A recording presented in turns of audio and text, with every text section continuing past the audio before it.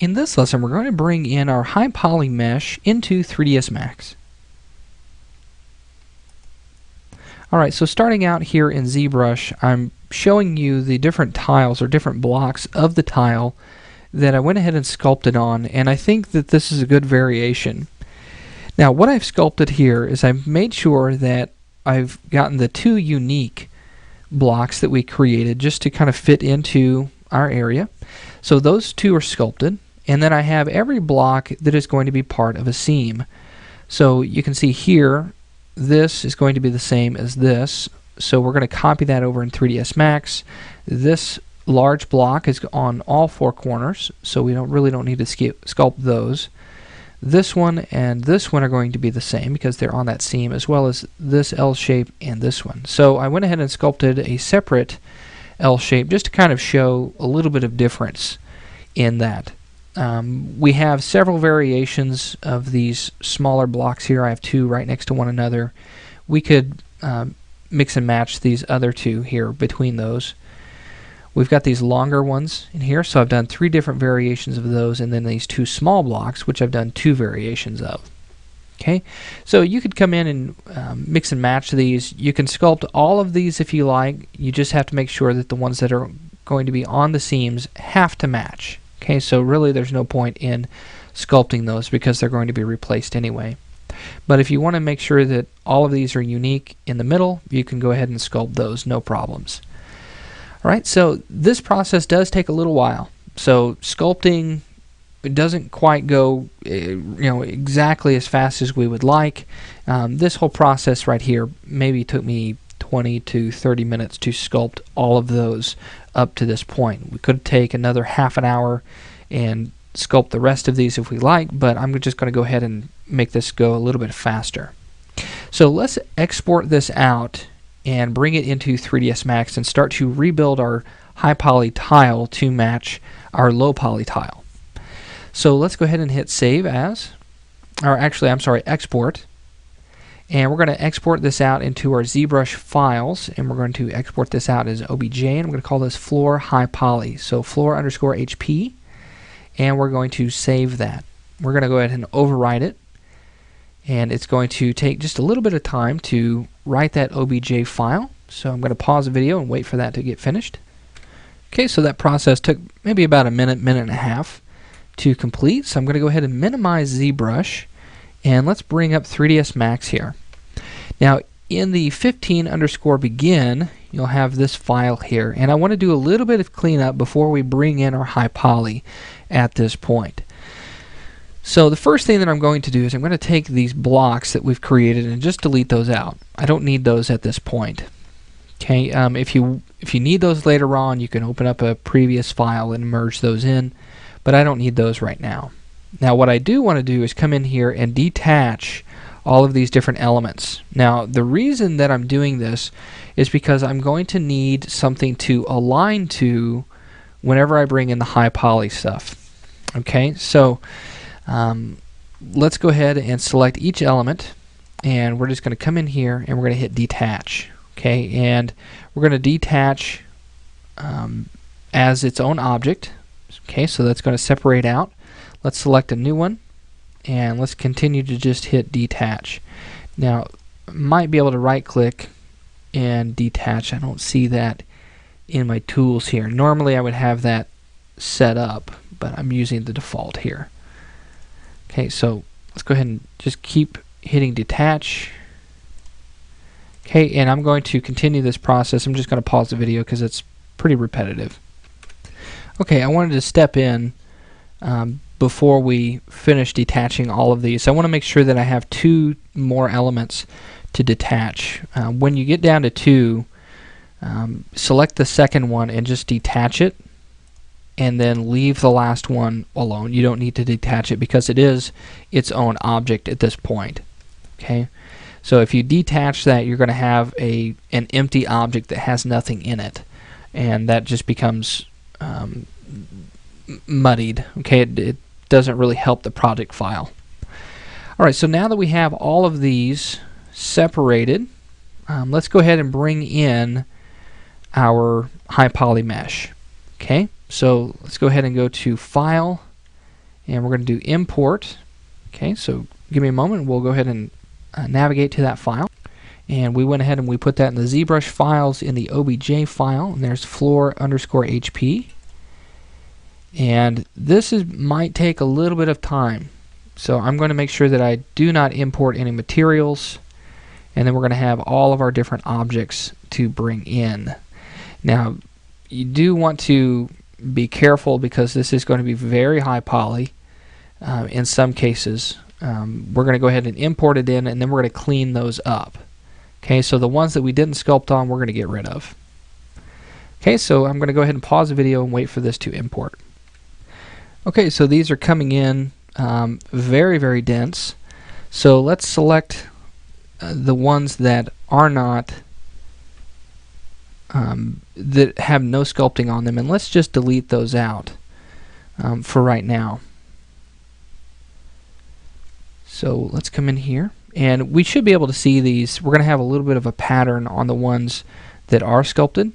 So we can come in here, we could just delete these out. Okay, and actually let's make sure that we have the correct ones selected whenever we delete these out. So the purple one should be left behind.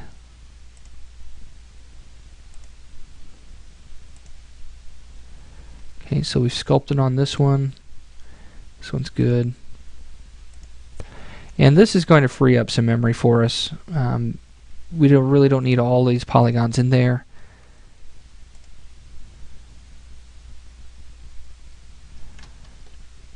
And looks like this one. And then this one. Okay, so all of these that are in here are the ones that we sculpted on. And now what we can do is come in here and duplicate these over. Okay. So looking at our high poly that we have here, you'll see here that none of these have the pivot point in the correct position. So let's go ahead and select all of these objects right now. And we're not going to be snapping these to the grid any longer at this point. So let's go ahead and go to our hierarchy panel, effect pivot only, and then let's center to object. Let's turn off that effect pivot only. And now what I can do is I can come in here, I can grab this guy, and I can duplicate this by holding shift and then dragging that over. I'm going to make just a simple copy of that and then use my align tool and align it to this one. We're going to do center to center. Let's do X, Y, and Z position here. Well, I don't need Z, just X and Y. I'm sorry.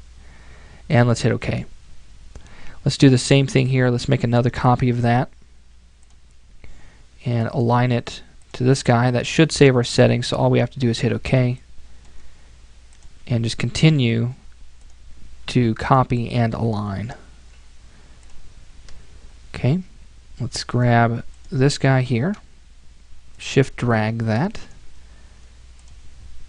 go to align and place that right in there. Let's do the same thing for this one. So I'm going to hold down shift and drag that down in the Y direction.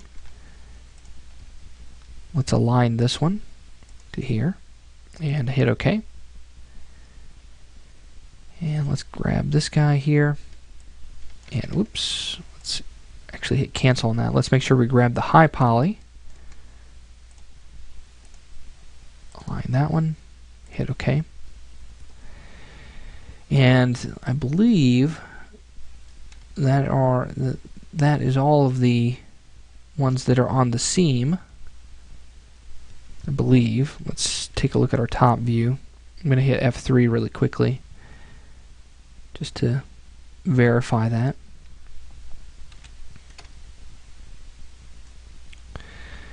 Okay. Let's come in here. Now let's go to our top view again. Let's go ahead and select this guy. We're going to hold down shift and we're going to drag this down. Go to perspective, make this a little bit easier. Let's align this to here. We're going to take this one here, do the same thing,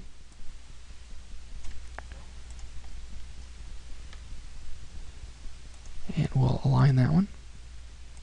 Now you may notice a little bit of chugging here, and that's just because we have a lot of polygons to deal with here. So let's start to get our little individual blocks in here. Let's copy that one with it selected. Let's align this to here. And let's grab this one. Hit OK, and I'm going to place it right along this one here. Let's copy this one and align it to that one.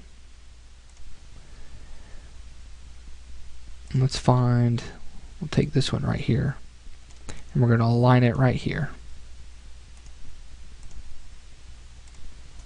I'm going to take this one here, and I'm going to hit OK, and then I'm going to align it to here.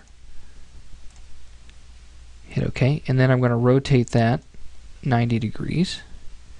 So the snap is on, and we switch that over to 90, looking good. Let's take this one right here,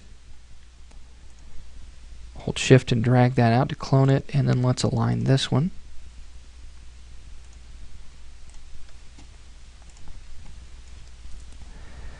Let's get this longer one duplicated and aligned.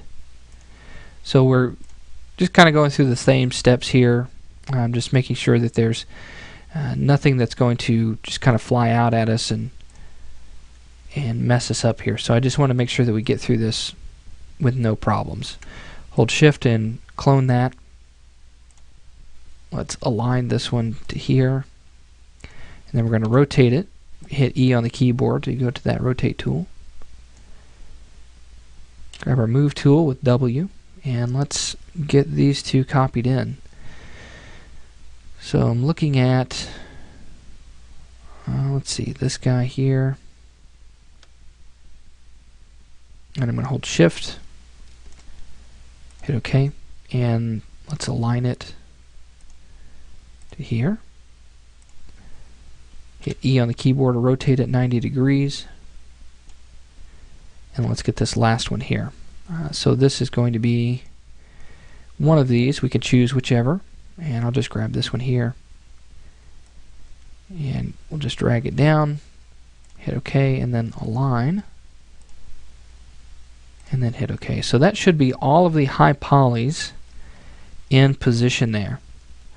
So now what we can do is we can grab all of the low poly objects and actually delete those out, okay, because we are done with those.